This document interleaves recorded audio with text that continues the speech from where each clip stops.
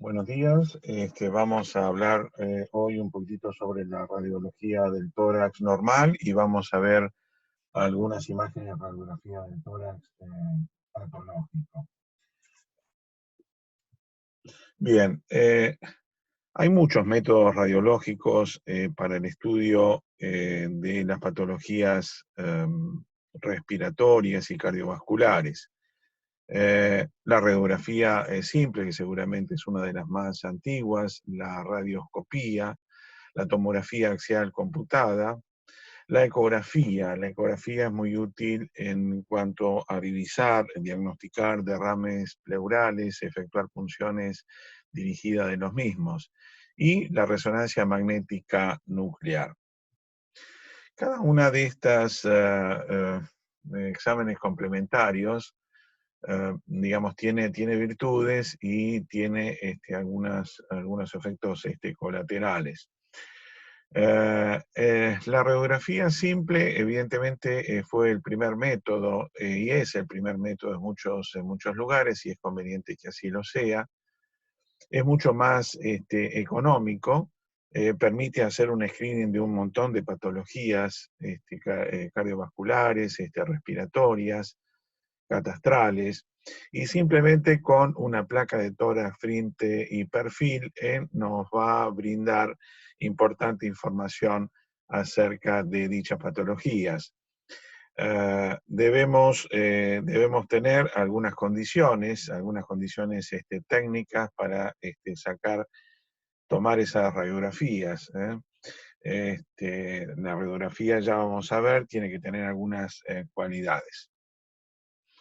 La radioscopía es un estudio muy dinámico, lo vemos en tiempo real. Es muy útil para evaluar la motilidad diafragmática, es útil muchas veces cuando se introduce una sonda de alimentación nasogástrica para evaluar si está bien colocada. Es útil y se utilizaba muchísimo en los estudios de bario, en estudios varitadas de esófago, para evaluar la motilidad esofágica, y también evaluar el agrandamiento de las cavidades izquierdas en cuanto a la impronta que daban hacia el esófago inferior. La ecografía también es útil, es económica, es práctica. Puede llegarse a utilizar no solamente en los centros, digamos, de diagnóstico, centros hospitalarios, sino por fuera de ellos. Son generalmente hoy en día elementos portables, y más puede hacerse al lado de la cama del paciente. Por supuesto que evidentemente no es útil para ver la parte ósea en principio, ¿no es cierto? No es el método ideal. Sí lo podemos utilizar mucho, como dije hace un ratito, para evaluar un derrame pleural, ver si ese derrame es punzable o no, y si es punzable, es importante dirigir entonces a través de este método una punción. Por supuesto, a nivel cardíaco es más que importante la ecografía, el ecocardiograma y por supuesto el ecodoppler para diagnosticar agrandamientos cardíacos, hipertrofias de cavidades, hipertrofias de las paredes, zonas de disminución del movimiento, de aquinesia, hipoquinesia, defectos valvulares, y a su vez también poder llegar a medir presiones y flujos. Bien, la próxima, la tomografía. La tomografía, bueno, es un elemento muy útil, en especial en todas las patologías del tórax, estudiando el mediastino, estudiando el parénquima pulmonar, las diversas densidades, las muchas patologías que a veces se ocultan en una radiografía de tórax. Podemos evidentemente evaluarlas a través de la tomografía computada. Por supuesto es un elemento más oneroso, es un elemento más caro, pero bueno, tiene una representación anatómica muy prolija. Valora simultáneamente el parénquima pulmonar, el parénquima mediastínico. Hay ganglios que podemos visualizar en la tomografía computada que en la radiografía del tórax a nivel mediastinal, si no son lo suficientemente grandes, evidentemente pasarían desapercibidos. Bueno, nos individualiza desde el punto de vista geográfico, nos sectoriza de una manera bastante cercana a la anatomía normal que tiene el paciente.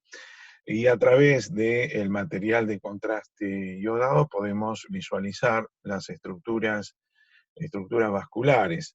Por lo tanto, es importante muchas veces para diagnosticar un tromboembolismo de pulmón, una disección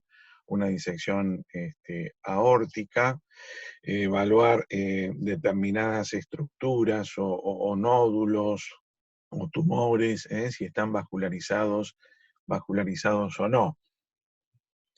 Bueno, vamos a entrar un poquitito en esto, que son las generalidades de la radiografía de tórax. La radiografía de tórax usamos el frente, el perfil y en algunos casos también usamos la posición oblicua. ¿eh? Aquí vemos una radiografía, cómo se realiza una radiografía de tórax frente.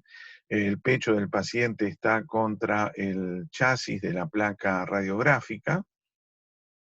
Tiene que estar el paciente en apnea inspiratoria y el haz de rayos tiene que estar centrado más o menos a la altura de la 11 dorsal.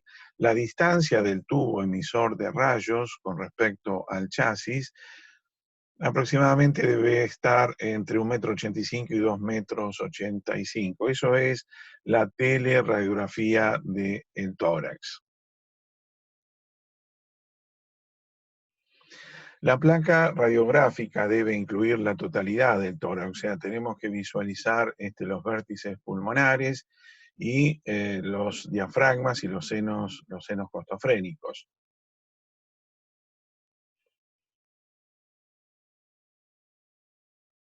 Por supuesto, tiene que estar en una inspiración, como dijimos, profunda, en apnea inspiratoria. Las clavículas tienen que estar, digamos, centradas en la parte central y las escápulas tienen que estar fuera del tórax. Por eso es muy importante la posición. Muchas veces un error en la posición del paciente hace que se desvirtúe muchas de las imágenes. Con respecto a la dureza de la placa o la penetración, habitualmente en una radiografía del tórax debemos visualizar en el frente hasta los primeros espacios intervertebrales, hasta el tercer o cuarto espacio intervertebral dorsal.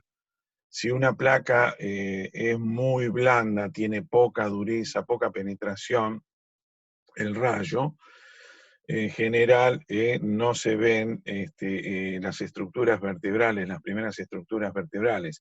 En cambio, si tiene una excesiva penetración el rayo, vemos prácticamente casi toda la columna desnuda, vemos prácticamente todas las columnas y todos los discos intervertebrales. Y bueno, esa es una placa que se llevó por delante todo el mediastino, por lo tanto está mal sacada. La penetración o dureza, la intensidad del rayo va a depender muchas veces cómo es la contextura física del paciente, si es un paciente muy delgado o es un paciente muy obeso. Bueno, acá vemos una radiografía del tórax, vemos que es una radiografía completa, ¿eh?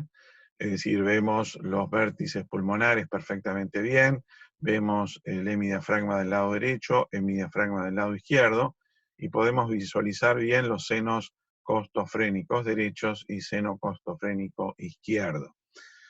En cuanto a si está centrada o no, aquí vemos el extremo interno de cada una de las clavículas. Ustedes acá ven las apófisis espinosas, la proyección de las apófisis espinosas. Ven que hay un espacio más o menos equidistante, bastante prolijo en esta radiografía, tanto del lado derecho como del lado izquierdo. Esto significa que está bien centrada la radiografía, está bien centrada, bien tomada en una posición correcta. En cuanto a la penetración, acá vemos las primeras vértebras torácicas, vemos los espacios intervertebrales, y aquí lo perdemos. Esta placa tiene una correcta penetración. Acá vemos el primero, el segundo, el tercero, el cuarto, y ya el quinto no lo vemos. Entonces, la penetración del rayo es correcta. Esto negro que ustedes ven acá es aire, evidentemente que está en la placa. Bueno, vemos todo lo que es el continente, esto es todo el continente y esto es todo el contenido. Podemos ver que esta radiografía es de un paciente, que seguramente es un paciente masculino, ya que no vemos las sombras mamarias. Es un paciente que tiene un panículo adiposo un poco incrementado, aumentado. Aquí vemos distintas densidades. Esta densidad, digamos, más periférica, que está acá, más oscurita, esto es grasa, y esto es tejido, evidentemente tejido muscular, ¿sí? Fíjense que la sombra que dejan los músculos pectorales sobre los lóbulos inferiores de ambos lados, ¿sí? Bueno, cuando describimos una placa, entonces tenemos que evaluar si está completa, si está bien centrada, si la penetración es correcta, y posteriormente vamos a evaluar cada uno de los contenidos. Vean que las escápulas están por fuera del tórax. Esto es importante porque muchas veces la escápula está metida en el interior del tórax y dificulta a veces la interpretación de lesiones a nivel del pulmón. Bueno, esto desde el punto de vista anatómico, un poquitito es un dibujo en lo que representa cada una de esas estructuras que hemos visto recién. Aquí tenemos la primera costilla, acá tenemos la clavícula, las escápulas, acá tenemos la tráquea. La tráquea se divide a nivel de la cuarta vértebra dorsal en lo que es el bronquio fuente del lado derecho, el bronquio fuente del lado izquierdo. La estructura cardíaca, el borde derecho del corazón, el borde izquierdo del corazón, el hemidiafragma del lado derecho, el hemidiafragma del lado izquierdo. En general, el hemidiafragma del lado derecho debe ser un poco más alto, aproximadamente media vértebra, con respecto al del lado izquierdo. Media vértebra, estamos hablando aproximadamente de 2 centímetros de diferencia. Si los diafragmas están al mismo nivel, puede ser debido que, bueno, hay algo que puede llegar a empujar al hemidiafragma del lado izquierdo hacia arriba. Una distensión de la cámara gástrica, que es esto que está acá. Acá vemos un nivel hidroaéreo, aire y líquido. Esto es la cámara gástrica. Siempre que en una placa de tórax tenga una cámara gástrica, el paciente está parado y no está acostado. Cuando está acostado, esta cámara gástrica desaparece. Acá vemos bien los senos costofrénicos, deben ser siempre de esta manera, deben ser siempre deben tener una forma muy aguda. En general, los derrames, el velamiento de estos senos indica la presencia de un derrame pleural. Se hace evidente ese derrame pleural en una placa radiográfica aproximadamente cuando tenemos unos 400 mililitros de líquido. Aquí vemos un perfil, una placa de perfil. Siempre es un perfil que es del lado izquierdo. Es un perfil izquierdo. Vean que los diafragmas se cruzan. Cuando los diafragmas son paralelos, el perfil es derecho. Aquí vemos el diafragma derecho, que es siempre más elevado, lo tenemos aquí.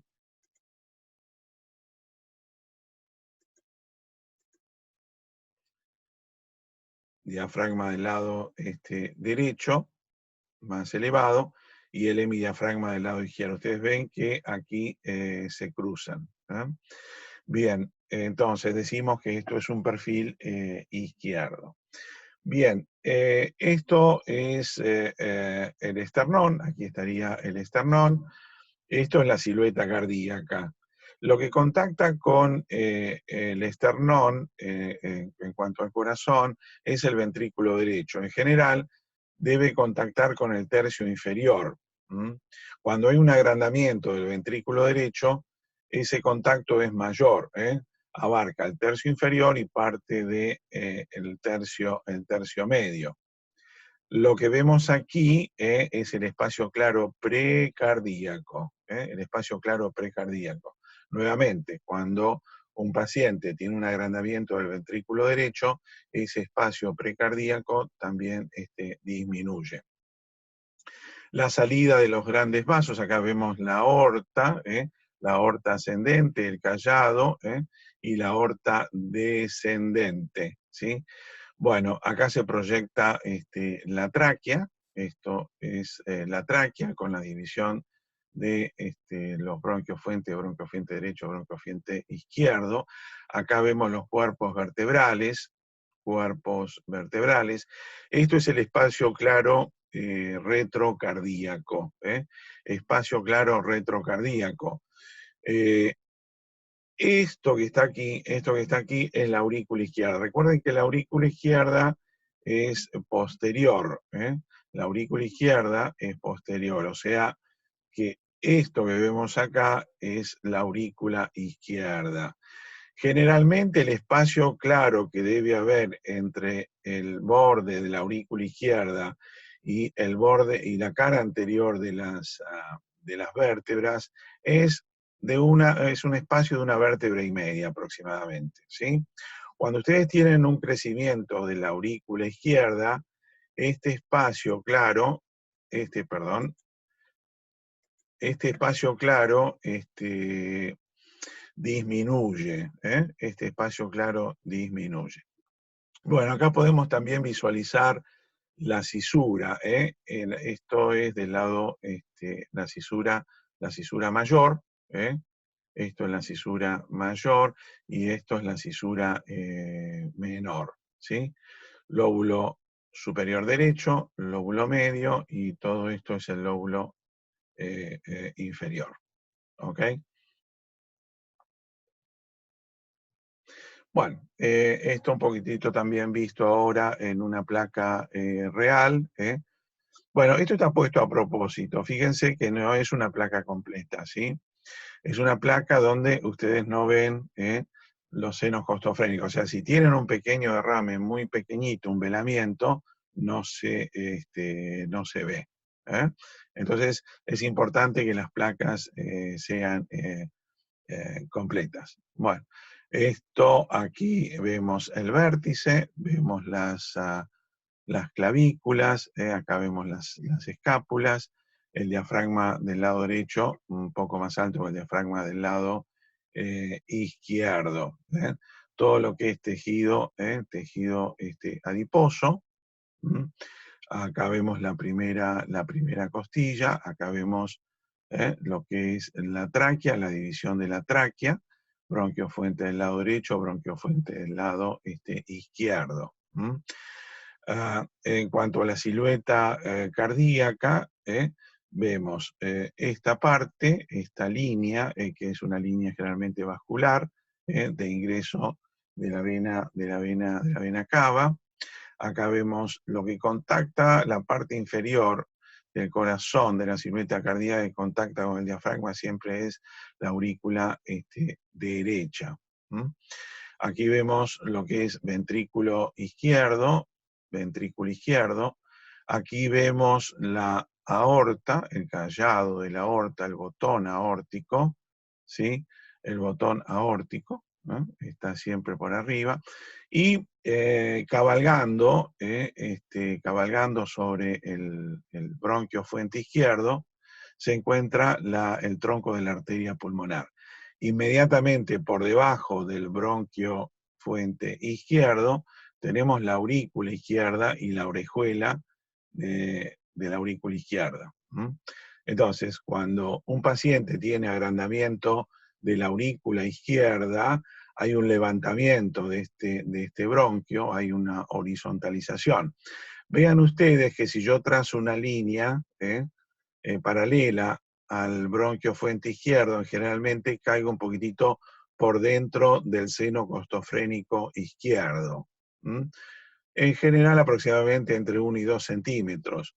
Cuando hay un agrandamiento de la aurícula izquierda, levanta este bronquio fuente, lo horizontaliza. Y si yo trazo una línea por ahí, caigo acá. Eso me indica que, bueno, la aurícula izquierda puede estar agrandada. Entonces, el agrandamiento de la aurícula izquierda la puedo visualizar tanto en el perfil, como les había dicho, con una disminución de ese espacio retrocardíaco, el espacio claro retrocardíaco, o lo puedo ver en el frente. Y muchas veces podemos ver lo que se llama doble arco. Bueno, los pulmones tienen distintos lóbulos, y los lóbulos tienen distintos segmentos. Sé que es un poquitito tedioso estudiar un poquitito esto, pero en general, luego en la práctica, esto es muy simple, muy fácil de aplicar cuando uno lo utiliza todos los días. Bueno, el pulmón derecho tiene el lóbulo superior, que tiene 3 segmentos, el apical, el posterior y el anterior. El lóbulo medio, el segmento lateral y el segmento medial, y el lóbulo inferior derecho tiene estos 5 segmentos, que es el apical, el medial, el anterior, el lateral y el posterior. El pulmón del lado izquierdo tiene en el lóbulo superior el ápico posterior y el anterior, ¿sí? Homologaría al apical y al posterior. En lugar de 3, como en el lóbulo superior derecho, tenemos 2. Después, lo que sería el equivalente del lóbulo medio, que es la língula, tenemos 2 segmentos, el superior y el inferior. Y por último, el lóbulo inferior izquierdo tiene un segmento apical, un segmento anteromedial, un segmento lateral y un segmento posterior. Bien, bueno, esto es el lóbulo superior derecho, entonces que teníamos 3 segmentos. El segmento anterior que hace contacto con la cisura. Esto que está acá es la cisura menor. La cisura menor.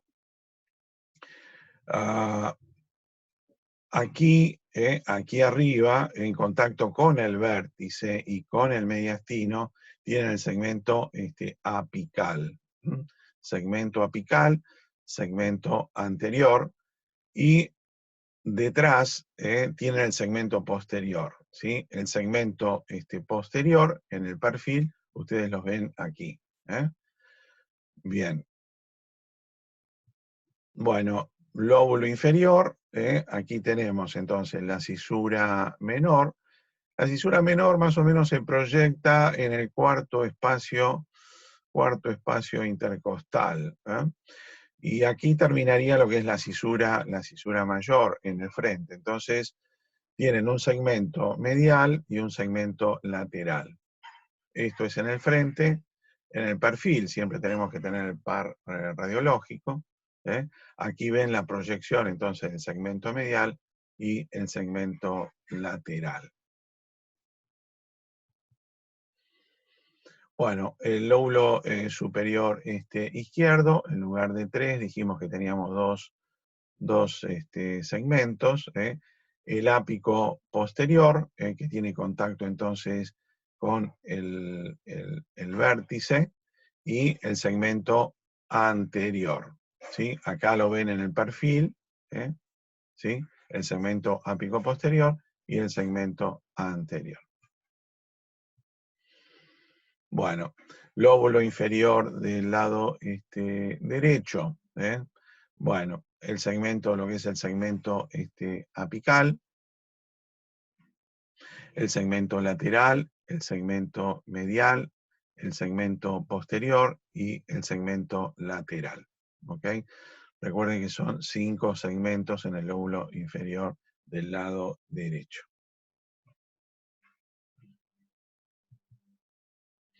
La língula, que era un poquitito el equivalente de alguna manera al lóbulo medio del lado izquierdo. Tenemos el segmento superior y el segmento inferior. Estas son las proyecciones en el frente y esta es la proyección en el perfil.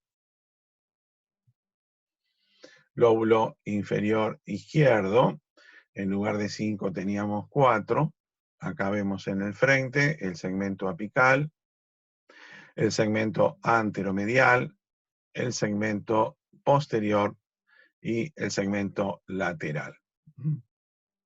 Nuevamente, en el perfil, el apical, el anteromedial, el lateral y el posterior.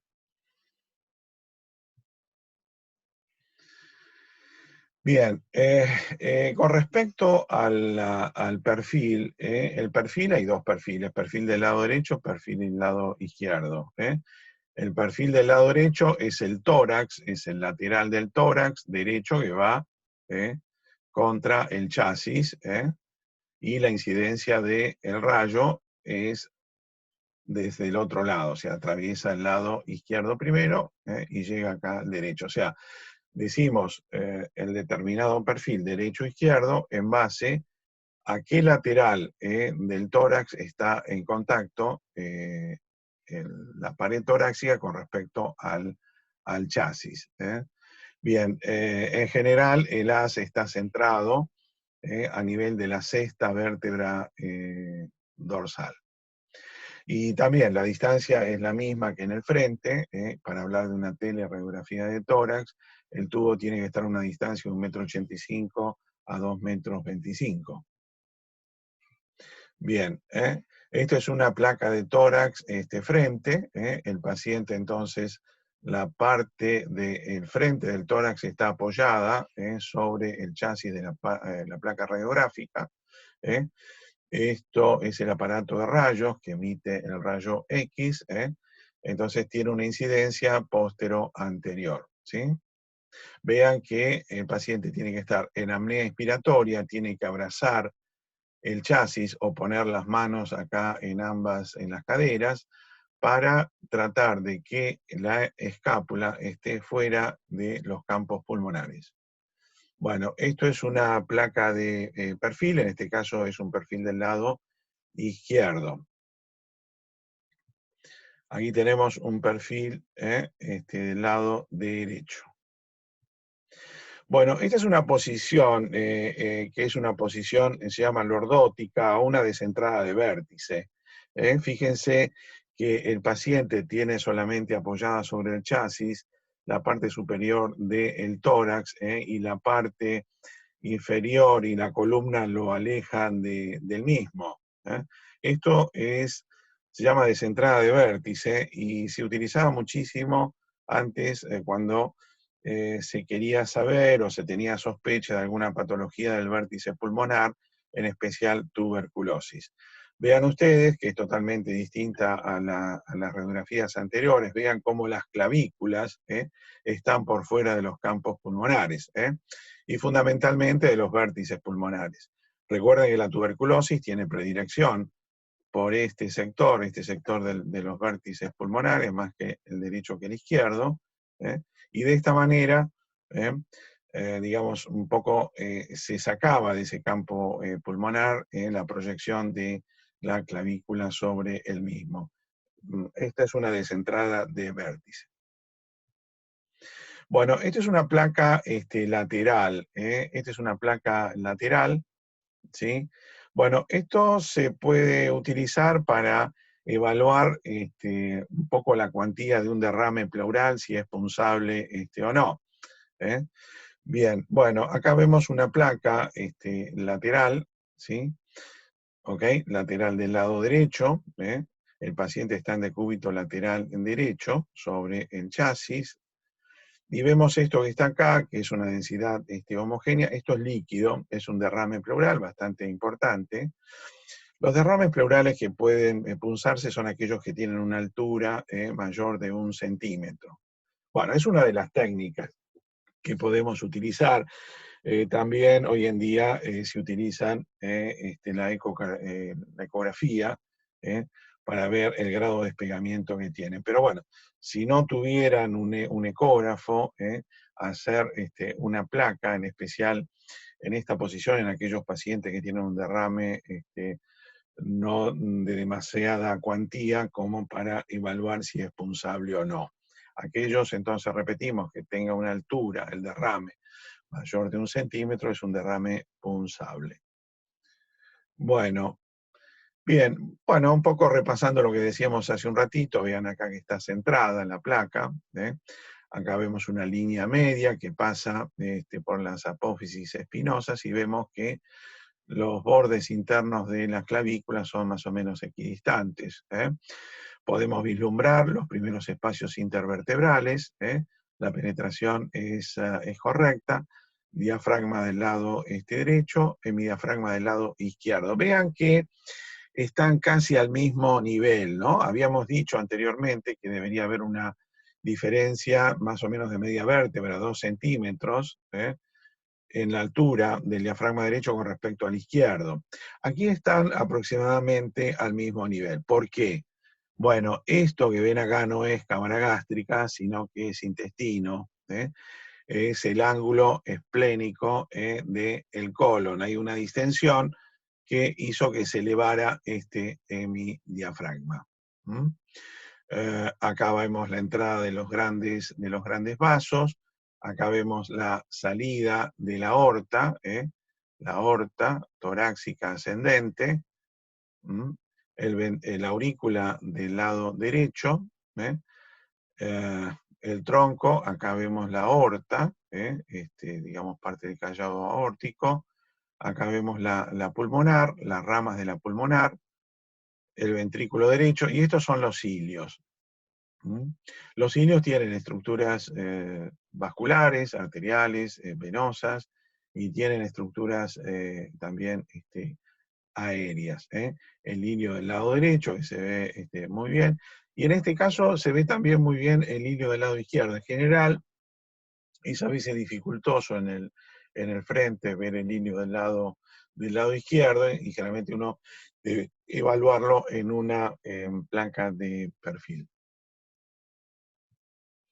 Bueno, esta es una placa que tiene mucha penetración. Ven ustedes que se vislumbran más allá del cuarto disco intervertebral de las vértebras dorsales. Es una placa que tiene mucha potencia, el rayo. Entonces, bueno, es una placa que tiene una excesiva penetración. Bueno, esta es una placa que está expirada. Entonces, cuando una placa está expirada, es decir, el paciente no mantuvo la apnea inspiratoria, es a veces difícil saber si tiene o no un derrame pleural, o sea, si tiene un velamiento de los senos costofrénicos. Bueno, encima, aquí se trata de una señora, de una mujer, que tiene mamas que parecen bastante abundantes, y puede dificultar entonces el diagnóstico de si tiene derrame pleural o no.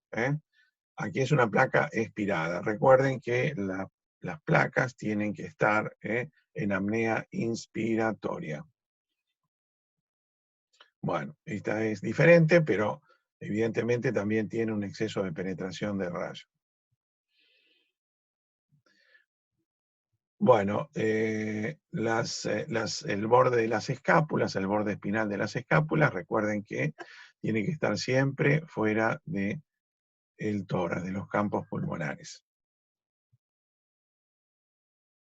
Bueno, esta es una placa que no es una placa de tórax, es una placa tóraco-abdominal. Tóraco-abdominal, por supuesto que tiene una penetración totalmente incorrecta. Vean que prácticamente parece una placa de columna, ¿no? ¿Sí?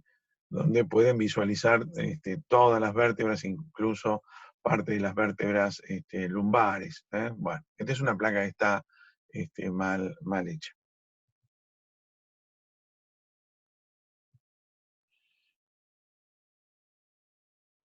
Bueno, nuevamente, la que habíamos visto anterior. Bueno, esta es una placa que ya tiene una patología.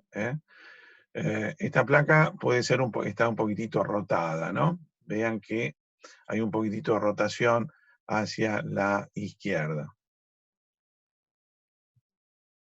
Bueno, nuevamente, los elementos anatómicos que vemos en la radiografía, el perfil. Bueno, vamos un poquitito a nombrarlos. Esto que vemos acá es la tráquea, el arco aórtico. Estos son los arcos costales. Los arcos costales, estos son posteriores, estos son posteriores, y estos son los anteriores. En general, los posteriores, ¿sí?, son un poquitito más horizontales y los anteriores son un poquitito más oblicuos. El espacio que hay acá, acá ven, esta sería la primera costilla. Con respecto al conteo de las costillas, siempre la primera se cuenta, se busca desde adelante hacia atrás, la primera costilla. La segunda exactamente igual, desde adelante hacia atrás, la segunda costilla. Y a partir de la tercera, desde atrás hacia adelante. Esta sería entonces la tercera costilla, ¿lo ven? ¿Sí? Bueno, y así sucesivamente, la cuarta, la quinta, la sexta, exactamente. Espacios intercostales posteriores y acá los espacios intercostales anteriores. Cuando estos espacios intercostales se horizontalizan, en lugar de tener esta oblicuidad, se horizontaliza. Eso se suele ver muchas veces en los pacientes que tienen hiperinsuflación pulmonar. Y al mismo tiempo se ensanchan los espacios intercostales. Bueno, lo que es la silueta cardíaca. El mediastino, recuerden que es un espacio que está entre las dos pleuras del pulmón del lado derecho, pulmón del lado izquierdo. Tiene un opérculo torácico y tiene digamos, un límite inferior con el diafragma. Hay estructuras importantísimas aquí, estructuras aéreas, estructuras vasculares, arteriales y venosas, estructuras de ganglios y estructuras linfáticas, estructuras nerviosas. Y bueno, es una región que tiene toda una clasificación de mediastino antero superior, medio y posterior, que ya en su momento vamos a estudiar cuando veamos síndrome mediastinal. Bueno, nuevamente, las estructuras que ustedes ven en una placa.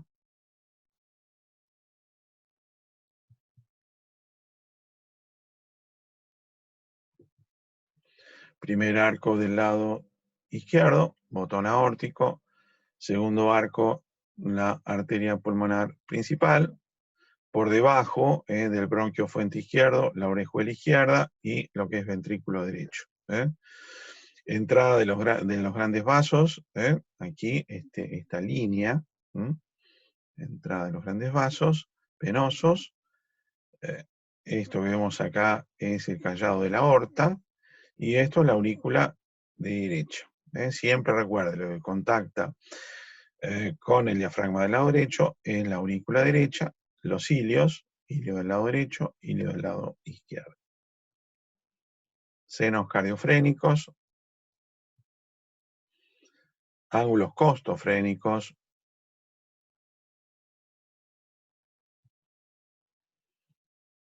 Bueno, vean que aquí, esta es una placa de tórax frente. Vean que los diafragmas acá no se cruzan, sino que son paralelos. Cuando son paralelos dijimos que el perfil era derecho. Cuando se cruzan, los diafragmas, los semidiafragmas es izquierdo. El más alto es el derecho y el más bajo es el izquierdo. Acá vemos el ventrículo derecho. Este ventrículo derecho contacta más allá del tercio inferior, o sea que puede tener un agrandamiento ventricular derecho. El área clara precardíaca está disminuida. Acá tenemos lo que es el callado de la aorta, por ahí no es la mejor placa para mostrar esto. Esto es la aurícula izquierda. Este es el espacio claro retrocardíaco. Este espacio tiene que ser aproximadamente de una vértebra y media, desde la cara posterior de la aurícula hasta la cara anterior de las vértebras.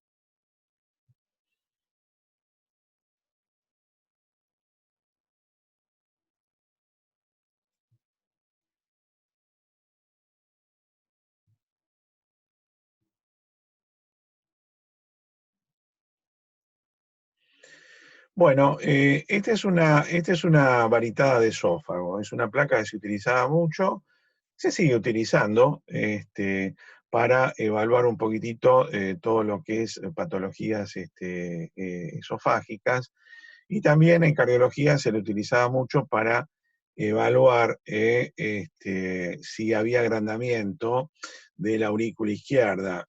Cuando se agrandaba la aurícula, cuando se agranda la aurícula izquierda, deja una impronta sobre el tercio inferior del esófago. Bueno, nuevamente, todo lo que decíamos anteriormente, debemos evaluar cómo es la técnica de tomado de la radiografía del tórax. Bueno, en cuanto a la sistemática, a ver, yo utilizo en lo personal, o me enseñaron de esta manera, de evaluar primero desde afuera hacia adentro, o sea, evalúo las partes blandas, si es un paciente que es obeso, es un paciente adelgazado, de acuerdo a la presencia del tenor graso que se ve en la radiografía, si es un hombre, si es una mujer, si tiene un hábito longilíneo, si tiene un hábito pícnico, y después analizo un poquitito todos los contenidos, o sea, primero analizo el continente y el contenido. Si ustedes lo hacen al revés, bueno, en verdad no habría ninguna otra cosa. Bueno, nuevamente, seno costofrénico derecho, seno costofrénico izquierdo, hemitórax del lado derecho, siempre más alto que el izquierdo. Acá vemos el nivel hidroaéreo, esto es el estómago, y acá vemos también aire. Bueno, esto no es el estómago, sino que es el ángulo eh, del lado izquierdo del colon, el ángulo del lado izquierdo del colon. Primer arco aórtico, acá vemos la pulmonar, entonces callado aórtico, acá vemos la pulmonar. Vean el bronquio acá, esta estructura, el bronquio, fuente del lado izquierdo. Por debajo del bronquio, fuente del lado izquierdo, siempre está la aurícula izquierda y el ventrículo izquierdo. La entrada de los vasos venosos, aquí vemos la aurícula derecha y los ilios. En general, como dijimos, en general el ilio derecho se ve bien en el frente, el ilio izquierdo hay que verlo un poquito más en el perfil.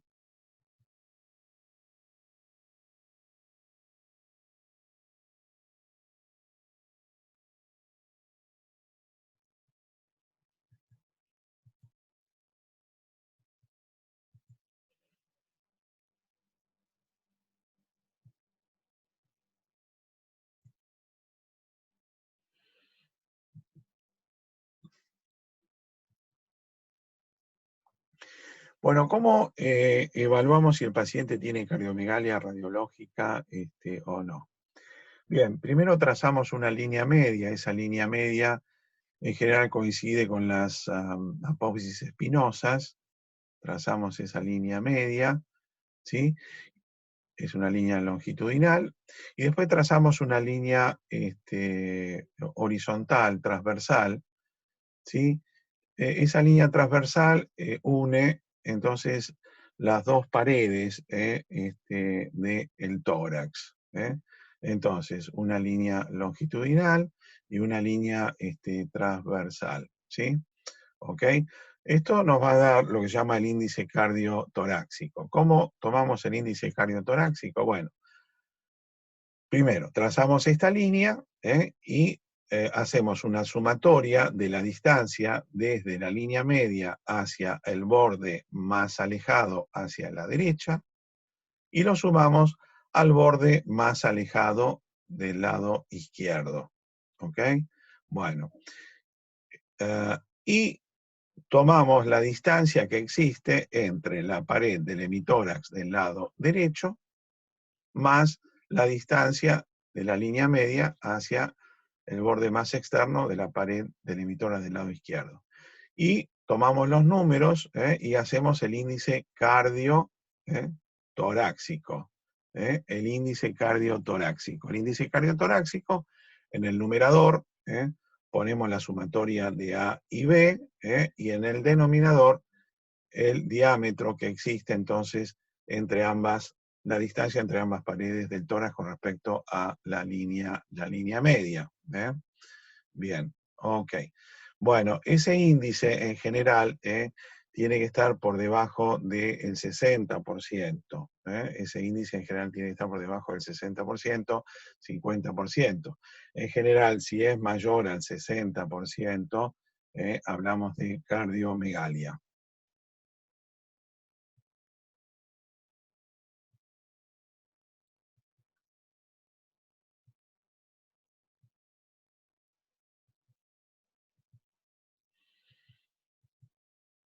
Bueno, ok, por supuesto, acá si ustedes toman, evidentemente, bueno, esto es un exceso, saben que el corazón está bastante agrandado, ¿no? Bastante agrandado, o sea, si uno toma este índice, seguramente le va a dar más de 80, 90%. ¿Ok? Bien, esto es un exceso entonces lo que es una cardiomegalia.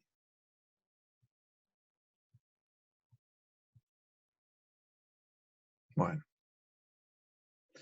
En este caso, hay que diferenciar cuando tenemos un agrandamiento del corazón, si ese agrandamiento es a expensas de músculos, de dilatación miocárdica o presencia de líquido.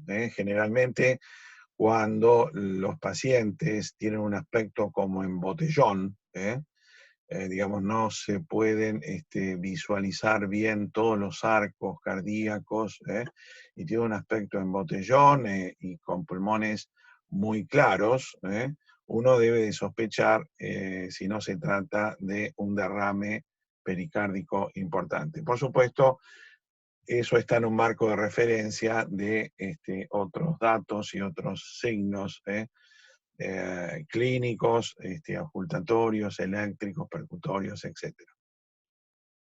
Bueno, esto es una falsa imagen, esta es una falsa imagen. Uno diría, bueno, el doctor nos dijo que todo lo que está del lado derecho del corazón que contacta con el diafragma es la aurícula derecha. Bueno, no es esto la aurícula derecha, sino que esto es un lipoma, es grasa que está metida aquí. Tiene una densidad distinta a lo que es la densidad de la sangre, tiene una densidad más de partes blandas. Bueno, esta es una tomografía, es un corte axial. Vean, este es el corazón, estas son las paredes del corazón, esto es la cúpula del hemidiafragma del lado derecho, y esto que ven en blanco es grasita. Esto tiene la misma densidad que esto, que es la grasa subcutánea.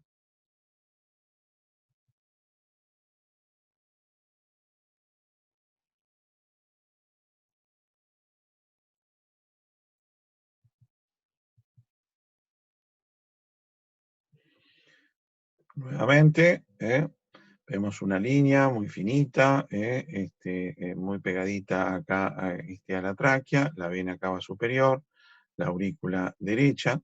Acá tienen la salida entonces de la aorta ascendente.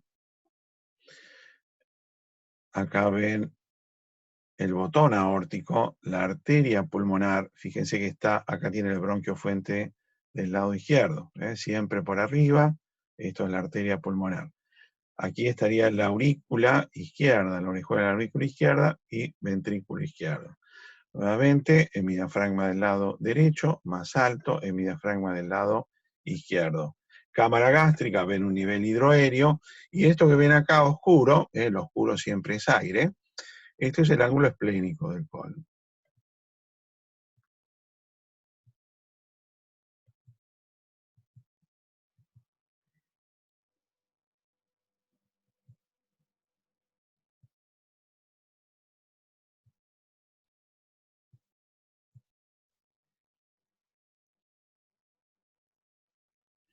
Esto es un perfil, entonces dijimos, el ventrículo derecho siempre contacta con el tercio inferior, la aurícula izquierda siempre es posterior, el espacio claro precardíaco, espacio claro retrocardíaco, acá la salida de la aorta.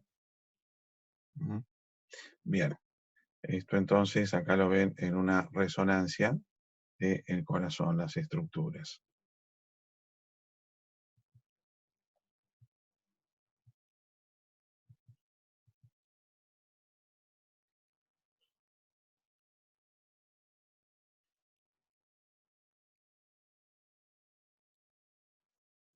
Bueno, con respecto a los vasos pulmonares, parten de los cilios, ¿eh?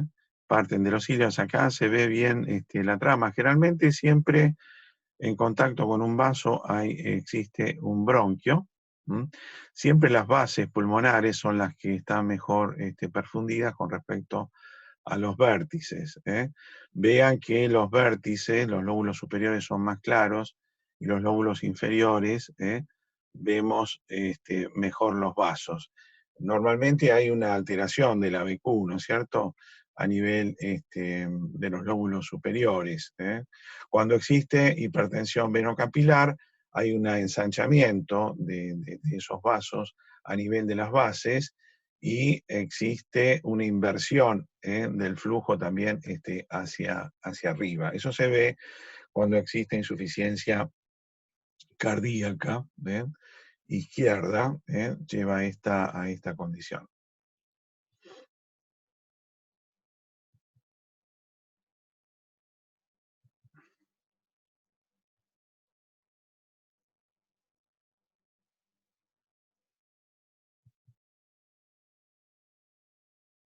Bueno, acá hay un agrandamiento importante, ¿no es cierto?, de cavidades, un agrandamiento importante de cavidades. Hay un agrandamiento muy importante del lado derecho, ¿sí? Hay un agrandamiento acá del lado derecho. Acá tiene la aorta. La aorta no es esto, sino que el botón aórtico es este chiquitito que está acá. Y esto que está acá es la arteria pulmonar. ¿M? Y hay un agrandamiento también a nivel de la aurícula izquierda, de la orejuela. Bueno, esta es una cardiopatía congénita.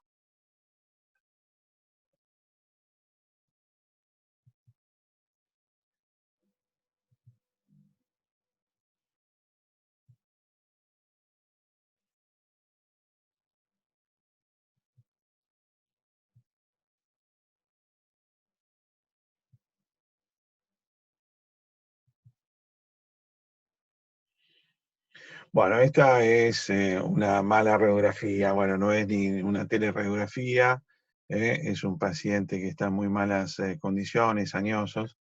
¿eh? Bueno, tiene una gran cardiomegalia, no es la mejor placa, ¿sí? Y no es la posición que tiene que tener un paciente muy añoso. Esto es un poco para mostrar, esto es un marcapasos. Un marcapasos tiene un generador, tiene una serie de cables, acá tiene dos cablecitos, uno que llega a la aurícula derecha y otro que va hacia el ventrículo derecho. ¿Sí? tiene entonces el generador y los cablecitos, una miocardiopatía dilatada. Bien, bueno, nuevamente, muy parecido entonces a la placa anterior.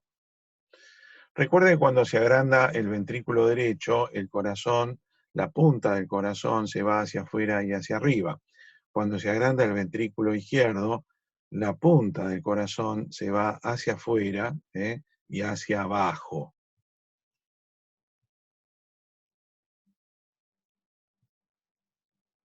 Bueno, aquí ven entonces un agrandamiento del ventrículo derecho, disminución del área clara precardíaca. Bueno, esta es una placa anormal, es una placa con insuficiencia cardíaca, donde hay una gran hipertensión venocapilar, hay inversión del flujo hacia arriba. Los cilios están totalmente ingurgitados, desdibujados.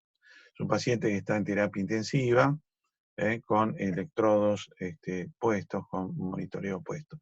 No es una teleradiografía de tórax, son placas que se hacen en la cama de los pacientes.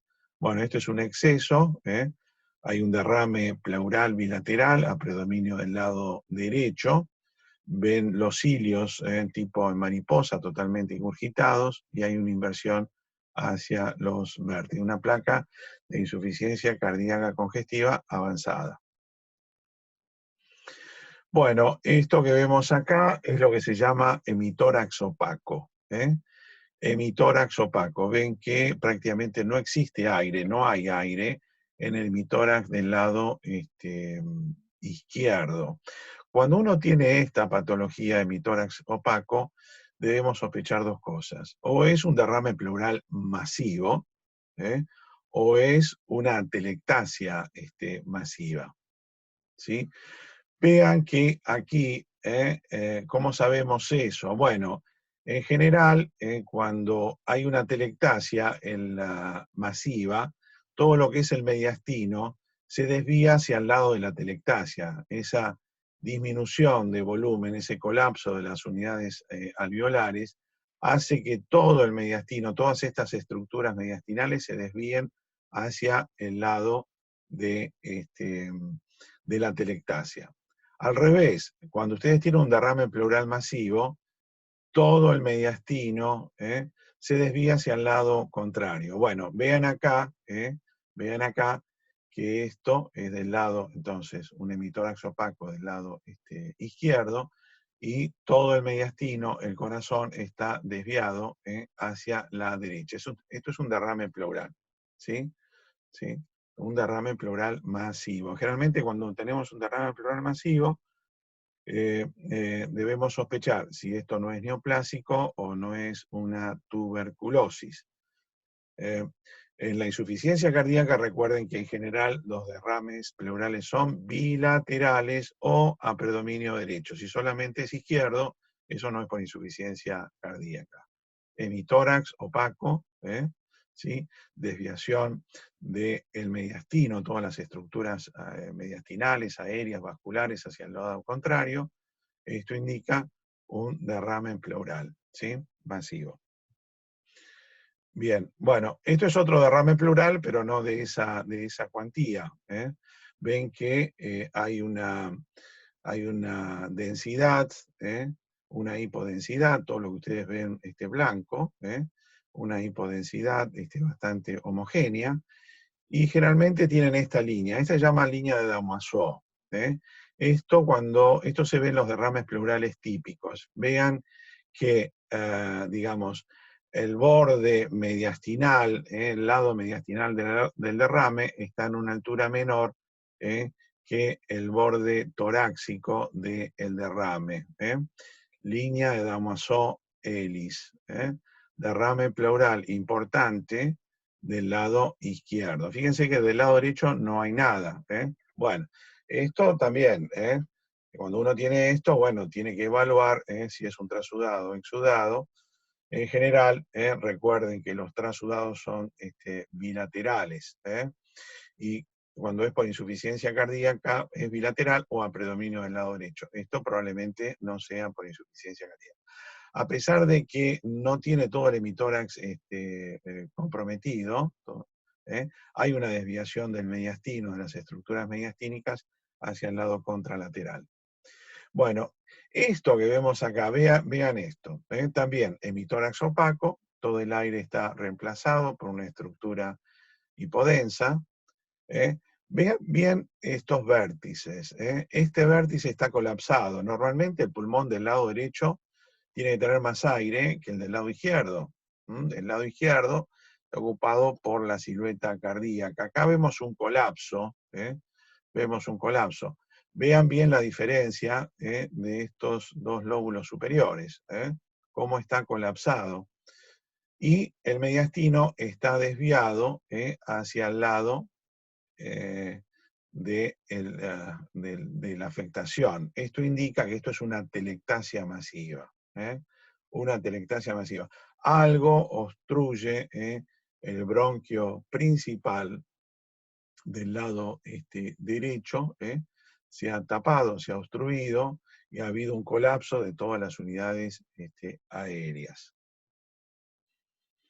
Bueno, esta es otra patología, es una patología intersticial, fundamentalmente a nivel de las bases. Fíjense que respeta algo en todo lo que es los lóbulos superiores, afecta tanto la periferia como la parte central, hay apanalamiento, hay un apanalamiento.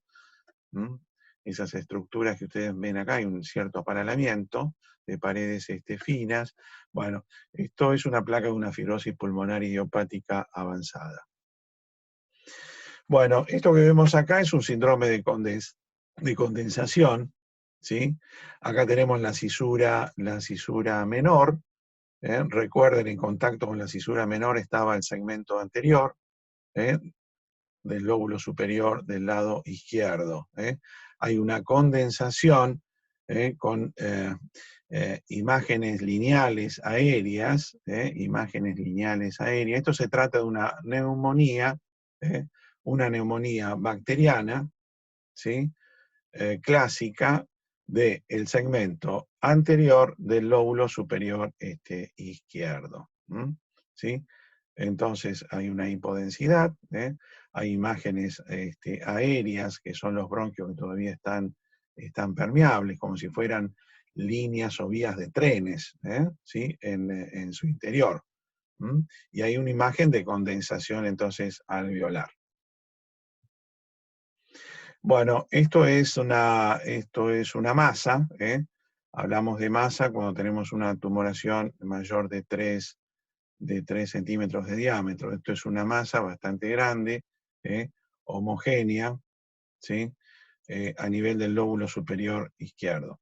Esta es una imagen del lado derecho, una imagen que tiene un nivel hidroaéreo. Esto es un quiste.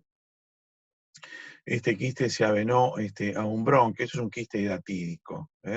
Los quistes hidatídicos generalmente son digamos, aparecen más en los lóbulos inferiores. Tiene paredes finas y está venado a la vía aérea, porque ya tiene un nivel hidroaéreo. Bueno, esta es una patología relativamente frecuente que van a ver, que es el neumotórax. ¿Sí? Vean que este pulmón, este hemitórax del lado izquierdo, tiene trama broncopulmonar. Aquí no vemos trama, vemos toda una cosa oscura, esto es aire, y en verdad lo que quedó del pulmón es esto. Este es el muñón, este es todo el pulmón del hemitórax del lado derecho. ¿Sí? Bueno, todo esto es aire que ingresó aquí, es un neumotórax importante, que excede más allá de la línea medio clavicular. Bueno, esto es una urgencia. Este paciente inmediatamente hay que colocarle un tubo de avenamiento pleural. Tubo de avenamiento pleural para evacuar urgentemente el aire. Bueno, aquí ven otra radiografía. Fíjense que aquí tienen trama. Aquí tienen trama broncovascular, y acá prácticamente no tienen nada. Lo que queda de digamos, el pulmón es este pequeño muñón también. Es un neumotórax importante que requiere rápidamente evacuar el líquido, el aire. Bueno, dejamos un poquitito acá, creo que estas son las imágenes patológicas que tienen que ver a medida que vayamos viendo distintas otras patologías, y en los talleres de imágenes radiológicas vamos a ahondar en este tema.